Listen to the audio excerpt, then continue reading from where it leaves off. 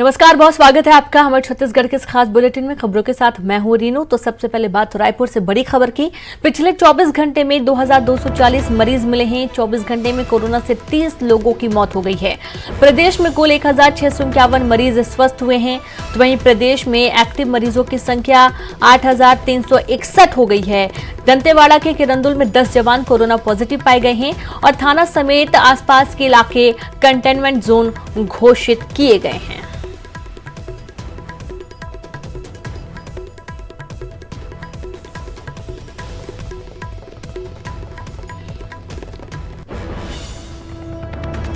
छत्तीसगढ़ में कोरोना के बढ़ते मामले के बीच स्वास्थ्य मंत्री टीएस सिंहदेव कोविड सेंटर का निरीक्षण करने ग्राउंड पर उतर गए हैं। बेड की संख्या और व्यवस्थाओं का जायजा लेने के लिए खुद कोविड सेंटर का निरीक्षण उन्होंने किया। स्वास्थ्य मंत्री ने रायपुर के 4 कोविड सेंटरों का निरीक्षण किया। स्वास्थ्य मंत्री ने कहा कि बेड की कमी नहीं है। आयुर्वेदिक कॉलेज में नया सेंटर बनाने की तैयारी है और साथ ही सिंहदेव ने ऑक्सीजन की व्यवस्था बढ़ाने की भी बात कही। टाइम से मिल रही है कि नहीं, पर्याप्त स्टॉक है कि नहीं, एक आध जगह सुनने में आया कि नहीं स्टॉक को भी पूरा करने की आवश्यकता है। तो ऐसा नहीं कि सब कुछ ठीक है, पर ऐसा भी बिल्कुल नहीं है कि भगवान भरोसे है, ये कहना एकदम गलत है। मृत्यु दर जो छत्तीसगढ़ में है वो 0.88 की है। चिंता की एक बात जो मैं देख रहा हूं, जिसकी आज समीक्षा की बैठक में अधिकारियों के साथ दोबारा हम लोग चर्चा करेंगे, कि जो अस्पताल में आइसोलेशन वार्ड में रखे जा रहे हैं उनमें मृत्यु ज्यादा दिख रही है। यानी कहीं न कहीं सबसे बड़ी आज के दिन अगर कमी महसूस हो रही है, मुझे जो लग रहा है कि ऑक्सीजन की व्यवस्था की तरफ हमको और ज्यादा ध्यान देने की आवश्यकता है। तो वहीं सिंहदेव ने बीजेपी सांसद सुनील सोनी के आरोपों पर पलटवार किया। सुनील सोनी ने कोरोना से इलाज में अव्यवस्था की बात उठाते हुए सब कुछ भगवान भरोसे होने की बात कही थी। अंदर में पूरे छत्तीसगढ़ के अंदर में एक भयावह स्थिति हो गई है। सरकार की कोई व्यवस्था नहीं है। एक तरफ जिसके पास में पैसा है वो भी इलाज नहीं करा पा रहा है, क्यों कहीं प्राइवेट हॉस्पिटल में जाए वहाँ भी फुल हो चुके हैं, और जिसके पास में पैसा नहीं है उसका कोई भगवान ही मालिक है। उनको जाके देख लेना चाहिए एक बार, देखिए उनका सुझाव, उनका सहयोग हमेशा स्वागत है, आमंत्रित भी है। एक बार जाके देख लेना चाहिए। तो एकदम कुछ नहीं है, ये गलत प्रचार है। 5-10% की कमी हो सकती है, ये मानने लायक है। पानी कभी नहीं मिलता ऐसा नहीं है, एक आध बार पानी कमी हो गया होगा। खाना और अच्छा हो सकता है, उसका एक रेट की भी बात आती है कि एक सीमा के अंदर काम करना है, तो उसके अंदर रहते हुए भी अगर हम सुधार कर सकते हैं तो ये सुधार की हमेशा गुंजाइश है। दवाई है, टाइम से मिल रही है कि नहीं, पर्याप्त स्टॉक है कि नहीं, एक आध जगह सुनने में आया कि नहीं स्टॉक को भी पूरा करने की आवश्यकता है। तो ऐसा नहीं कि सब कुछ ठीक है, पर ऐसा भी बिल्कुल नहीं है कि भगवान भरोसे है, ये कहना एकदम गलत है। और ज्यादा जानकारी के साथ संवाददाता सुरेंद्र लाइव जुड़ गए हैं। सुरेंद्र, जिस तरीके से कोरोना महामारी फैलती जा रही है, कहीं ऑक्सीजन की कमी, कहीं बिस्तरों की कमी, और इसको लेकर विपक्ष लगातार निशाना साध रही है। आज टीएस सिंहदेव ने जो दौरा किया, जो जायजा लिया, उसके बाद उन्होंने करारा जवाब भी दिया। देखिए रेनू, जिस तरह से जो स्वास्थ्य मंत्री टीएस सिंहदेव हैं, उन्होंने आज 4 सेंटरों का दौरा किया है जो कोविड-19 के हैं, और वहाँ पर जिस तरह से वहाँ की सुविधाएं किस तरह से दी जा रही हैं, वहाँ बिस्तर है तो बिस्तर पे जिस तरह से क्या व्यवस्थाएं हैं, खाने में क्या दिया जा रहा है, उन सभी चीज़ों का जो उन्होंने निरीक्षण किया है। जिस तरह से निरीक्षण किया है, क्योंकि राजधानी रायपुर में हालात जो है काफ़ी ख़राब हैं। करीब 19,000 से भी अधिक यहाँ पर कोरोना के पीड़ित मरीज हैं, और जिस तरह से संख्या बढ़ रही है और डेली जिस तरह से रोज आना 2500 से अधिक के मरीज पूरे प्रदेश में आ रहे हैं, और जिसमें राजधानी रायपुर में 1000 तक के जो मरीज हैं कोरोना के वो पहुंच रहे हैं, जिसके चलते ये जो परेशानी है स्वास्थ्य मंत्री की वो लाजमी है। और जिस तरह से आज सारे जो कोविड के सेंटर्स हैं वहाँ पर स्वास्थ्य मंत्री खुद गए हैं और वहाँ पे जायजा लिया है मशीनों का। और सबसे बड़ी बात उन्होंने ये कही, जिस तरह से उनसे सवाल किया गया था जो कोविड से जो मृत्यु है, हालांकि यहाँ पर 0.88% मृत्यु दर है छत्तीसगढ़ में, लेकिन जिस तरह से जो आंकड़ा बढ़ रहा है उसकी तरफ से क्या वो मानते हैं, किसकी वजह क्या है। तो उन्होंने साफ तौर से ये कहा है जो आइसोलेशन वार्ड है वहाँ पर जो व्यवस्थाएं हैं वो अच्छी दुरुस्त नहीं है, और साथ ही जो ऑक्सीजन जो है व्यवस्था करनी होगी यहाँ पर, और उसके लिए वो उन्होंने ये भी कहा है कि केंद्र सरकार से इसके लिए वो मांग भी करते हैं। और जिस तरह से, क्योंकि लगातार जो सांसद हैं सुनील सोनी बीजेपी के, वो सवाल उठाते रहे हैं कि इस पूरे मुद्दे को लेकर लोकसभा तक वो जाएंगे, तो उन्होंने साफ ये मांग भी की है कि अगर वो इस मुद्दे को उठाना चाहते हैं लोकसभा में, क्योंकि मानसून सत्र 15 तारीख से शुरू हो रहा है, तो उसके तहत किस तरह की जो व्यवस्थाएं हैं छत्तीसगढ़ में, खासकर जो यहाँ पर ऑक्सीजन सिलेंडर की अगर व्यवस्था कर दी जाए तो जो मरने वाले जो कोरोना पीड़ित हैं उनकी जो संख्या कम की जा सकती है। लेकिन जिस तरह से साफ तौर से लगातार विपक्ष पिछले कई दिनों से हमलावर था सत्तारूढ़ दल कांग्रेस की पार्टी पे, तो उस पर यह जरूर है कि स्वास्थ्य मंत्री ने विराम लगाया है और ये साफ तौर से कह दिया है कि यहाँ पर आप सिर्फ अव्यवस्थाओं का ही बखान न करें, अगर आपको लगता है तो कोविड सेंटर्स का आप निरीक्षण करें, या वहां पर अगर किसी प्रकार की कोई दिक्कतें हैं, परेशानी है, तो उसको सुझाव दें सरकार को। लेकिन जिस तरह से पूर्व मंत्री और जो विधायक हैं वर्तमान में ब्रजमोहन अग्रवाल ने साफ तौर से ये भी कहा था, कल ही उन्होंने बातचीत की थी, उसमें ये कहा था कि यहाँ पर जो वो करीब 10 बार जो है स्वास्थ्य मंत्री को जो है बातचीत कर चुके हैं, 5 बार मुख्यमंत्री से बात कर चुके हैं, उन्होंने एक सुझाव पत्र भी भेजा है 7 बिंदुओं का, लेकिन अभी तक किसी प्रकार का कोई भी सुझाव ना लिया गया है, ना तो उनसे कोई बातचीत की जा रही कि जिस तरह से राजधानी रायपुर के हालात दिन पर दिन खराब होते जा रहे हैं, उस पर सोचने के लिए सरकार को बहुत कुछ है। इसीलिए अब स्वास्थ्य मंत्री खुद मैदान में उतरे हैं और वो निरीक्षण उन्होंने किया है। और जिस तरह आयुर्वेदिक जो कॉलेज है वहां पर जो कोविड सेंटर्स बनाने के लिए तैयारी की जा रही है, उसके लिए बेड की व्यवस्था की जा रही है। और साथ पर यह भी कह दिया है स्वास्थ्य मंत्री ने कि छत्तीसगढ़ में और राजधानी रायपुर में बेड की कोई कमी नहीं है, क्योंकि लगातार विपक्ष ये कहता रहा है कि यहाँ पर बेड की कमी है। उन्होंने कह दिया है कि जो कोविड सेंटर्स बनाए गए वहां पर बेड की कोई कमी नहीं है। चलिए, ये जरूर है खाने की जो व्यवस्था को लेकर बातचीत की गई थी, तो उसमें घर जैसा खाना नहीं मिलेगा, नहीं खाने की व्यवस्था भी ठीक है, ऐसा उन्होंने कहा है। जी, बहुत बहुत शुक्रिया आपका सुरेंद्र तमाम जानकारी के लिए। बेमेतरा से खबर देंगे, जहां जिले में 13 से 20 सितंबर तक फिर से लॉकडाउन किया जा रहा है। जिले के सभी नगरीय क्षेत्र में लॉकडाउन होगा। जरूरी सामानों के लिए सुबह 7 से 11 बजे तक दुकानें खुली रहेंगी और शासकीय कार्यालय, थाना बंद रहेंगे, लोगों के लिए बंद रहेंगे। शराब दुकान को लेकर कोई भी जिक्र नहीं किया गया है। कोरोना के बढ़ते मामलों को लेकर फैसला किया गया है। तो जिस तरीके से लगातार कोरोना बढ़ रहा है, उसके बाद ये फैसला लिया गया है। खबर बीजापुर से है। वन परिक्षेत्र अधिकारी के नक्सलियों ने हत्या कर दी। रथराम पटेल है वन परिक्षेत्र अधिकारी का नाम, जहां कंडोजी के स्कूल पारा में नक्सलियों ने हत्या की। इंद्रावती टाइगर रिजर्व के भैरमगढ़ परिक्षेत्र में पदस्थ थे। जांगला थाना क्षेत्र की घटना है। एसपी कमलोचन कश्यप ने घटना की पुष्टि की है। पुलिस ने वन परिक्षेत्र अधिकारी का शव बरामद कर लिया है। बजे जो है ग्रामीणों के माध्यम से पता चला कि इस क्षेत्र के जो है रेंजर साहब है श्री आर जो पटेल है, यहाँ पर जो पहले रोड का निर्माण कार्य चला था वन विभाग के द्वारा, उसका पेमेंट करने के लिए इस गांव में आए थे। और उसी दरमियान जो है चारों ओर से जो है माओवादी लगभग 20-25 की संख्या में थे, सब सिविल ड्रेस में थे, तीर धनुष हथियारों से लैस जो है वो आए और उनको पकड़े और फिर जो है धारदार हथियार से उनकी मार दिए हैं। सीएम हाउस घेराव के दौरान प्रदर्शनकारियों पर एफआईआर से नाराज बीएड डीएड अभ्यर्थियों ने जेल भरो आंदोलन की चेतावनी दी है। पिछले दिनों शिक्षक भर्ती की नियुक्तियों में आ रही बाधाओं को दूर करने के साथ ही जल्द भर्ती की मांग को लेकर रायपुर के धरना स्थल से रैली निकालकर बीएड डीएड प्रशिक्षित अभ्यर्थियों ने सीएम हाउस घेराव की कोशिश की थी और इस दौरान कई प्रदर्शनकारियों पर बलवा का मामला दर्ज किया गया था। और इससे नाराज प्रदर्शनकारियों ने अब 22 सितंबर को जेल भरो आंदोलन की चेतावनी दी है।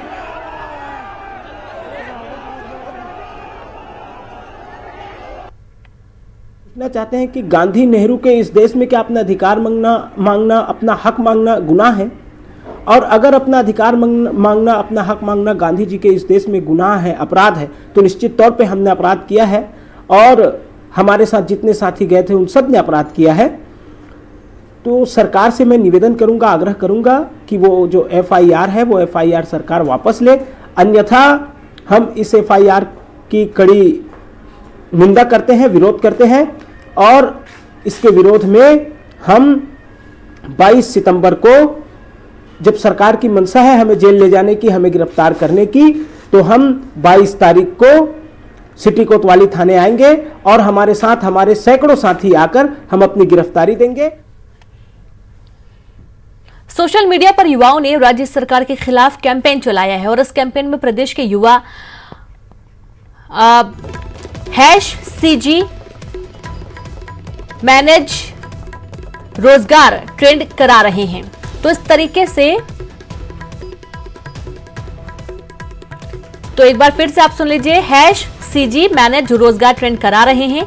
बेरोजगार युवाओं का कहना है कि जो भर्तियां रुकी हुई हैं उन्हें सरकार जल्द से जल्द पूरी करे, चाहे वह 2018 के SI भर्ती का मामला हो या फिर शिक्षकों की भर्ती का मामला। और इसी तरीके से जो वादे युवाओं से किए गए थे उन्हें पूरा करते हुए रोजगार के अवसर उपलब्ध कराए जाएं। इन युवाओं का कहना है कि अभी वह लोग सोशल मीडिया के माध्यम से अपनी बात रख रहे हैं। सरकार अगर बात नहीं मानती है तो फिजिकल रूप से सड़क पर उतरकर आंदोलन भी करेंगे। ने मिलकर एक मीटिंग अरेंज किए तो और उसमें डिसाइड किया कि 10 तारीख को 10 बजे ट्विटर के द्वारा अपनी बात रखेंगे। इस कैंपेन का उद्देश्य यही नहीं रुकता, भर्ती परीक्षा को नियमित कराने के साथ परिणाम और ज्वाइनिंग में हो रही अनियमितता पर भी सरकार तक अपनी बात रखी जा रही है। मैं हमारे इस कैंपेन के उद्देश्यों को मैं बिंदुवार बताना चाहता हूँ। परीक्षाएं रद्द हो चुकी हैं, लंबित हैं, वो सुचारू रूप से फिर से अपने अस्तित्व में आ जाए, यही हमारा निवेदन है। वहीं बेरोजगारी के मुद्दे को लेकर अब बीजेपी और कांग्रेस में जुबानी जंग चल रही है। विपक्ष लगातार सरकार पर बेरोजगारी के मुद्दे को लेकर निशाना साधे हुए है।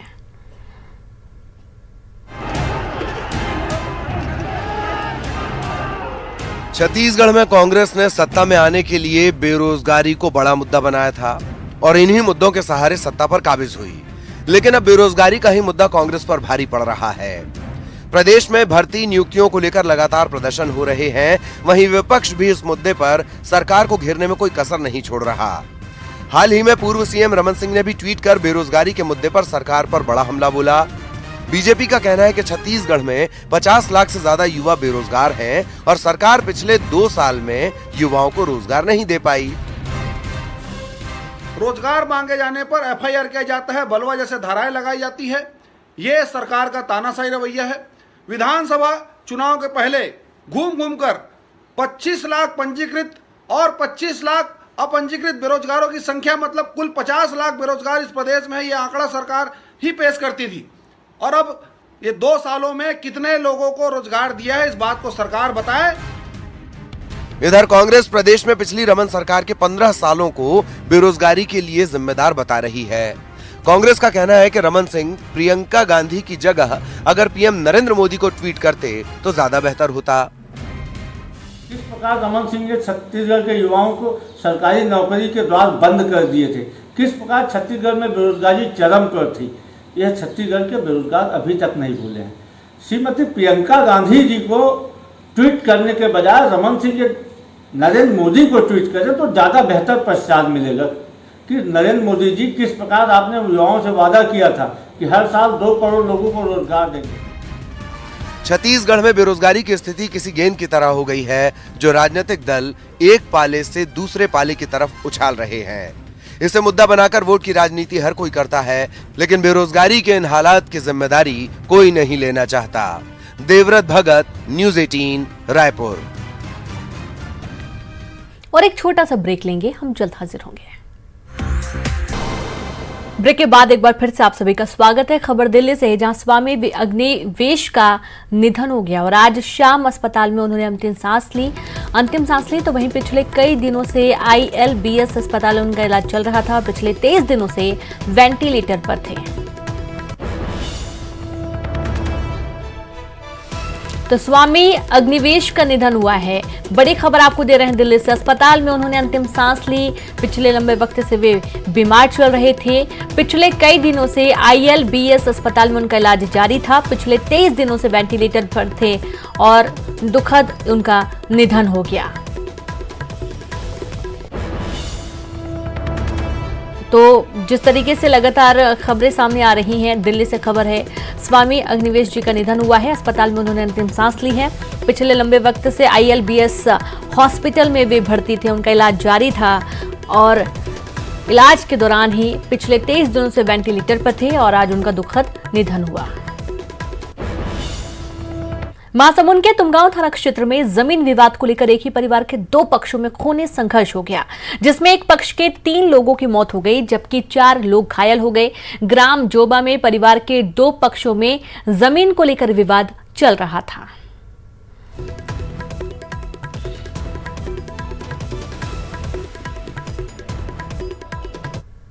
के जमीन संबंधी विवाद को लेके बाप बेटे ने अपने चचेरे भाई की पत्नी और उनकी एक बेटी और एक बेटा की धारदार हथियार से मार के हत्या कर दी है।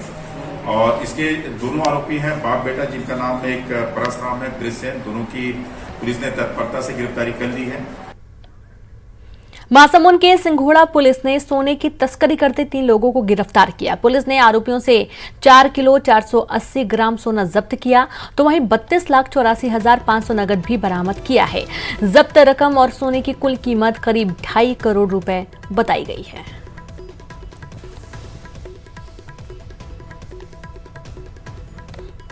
करीबन 4 किलो 800 ग्राम इसमें सोना है और लगभग 32 लाख के आसपास रकम है और उसकी तौल कराई गई और उनसे पूछताछ की गई।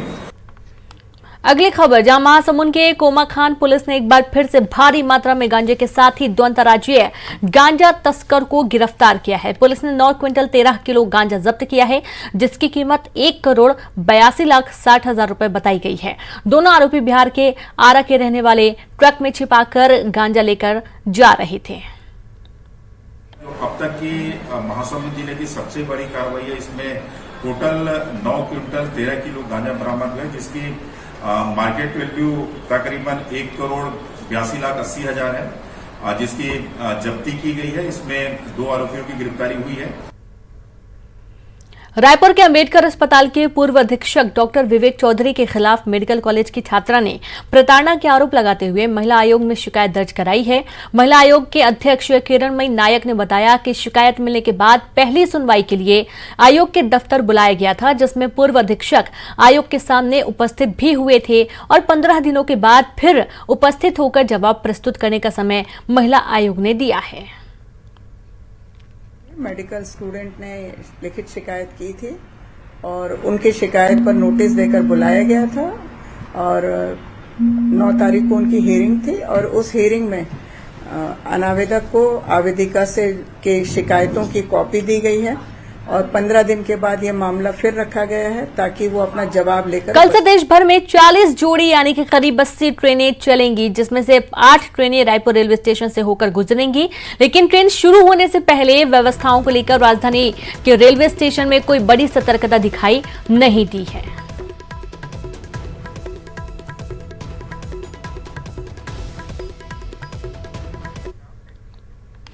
और बिलासपुर रेलवे जोन से भी कल से ट्रेनें चलना शुरू हो जाएंगी। 6 ट्रेनों का परिचालन होगा और इसके लिए बिलासपुर रेलवे स्टेशन में एयरपोर्ट की तरह रेलवे प्रबंधन द्वारा व्यवस्था की गई है। जिन यात्रियों के पास आरक्षित टिकट होगा उनको ही स्टेशन में प्रवेश मिलेगा। इतना ही नहीं, बिना थर्मल स्कैनिंग और बिना मास्क के यात्रियों को ट्रेन में बैठने की सुविधा नहीं मिलेगी। छत्तीसगढ़ राज्य अनुसूचित जनजाति आयोग की टीम आज कवर्धा पहुंची। टीम के सदस्यों ने बालाघाट पुलिस नक्सली मुठभेड़ में मारे गए झामसिंह के गांव पहुंचकर परिजनों से मुलाकात की। आयोग के सदस्य नितिन पोटाई ने मुठभेड़ को फर्जी बताया और निष्पक्ष जांच की बात कही। सुकमा में नक्सलियों ने 2 परिवार को गांव छोड़ने का फरमान जारी कर दिया, जिसके बाद पाला मड़गू गांव के दोनों परिवार के लोग मदद के लिए पोलमपल्ली थाने पहुंचे। ग्रामीणों ने बताया कि उनके परिवार से एक युवक पुलिस में भर्ती है, जिसके कारण नक्सलियों ने गांव छोड़ने की धमकी दी और इस कारण हमारा परिवार गांव छोड़कर पोलमपल्ली पहुंचे हैं। यहां पर प्रशासन ने रुकने की व्यवस्था की है। बिलासपुर में लकी ड्रॉ के झांसे में आकर होमगार्ड के एक सिपाही ने 65 लाख रुपए गंवा दिए। दरअसल होमगार्ड सैनिक जनक राम पटेल के मोबाइल नंबर पर 24 जनवरी को 25 लाख रुपए का लकी ड्रॉ निकलने का फोन आया। होमगार्ड ठग के झांसे में आ गया और उसके बाद आरोपियों ने प्रोसेसिंग फीस के नाम पर अलग अलग बैंक खातों में नेट बैंकिंग और एटीएम के माध्यम से 65 लाख रुपए ट्रांसफर करा लिए।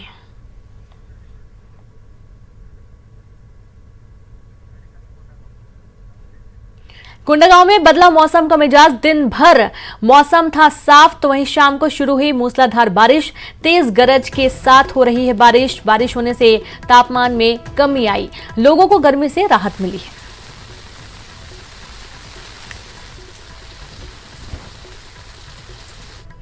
और इसी के साथ इस बुलेटिन में इतना ही। नमस्कार।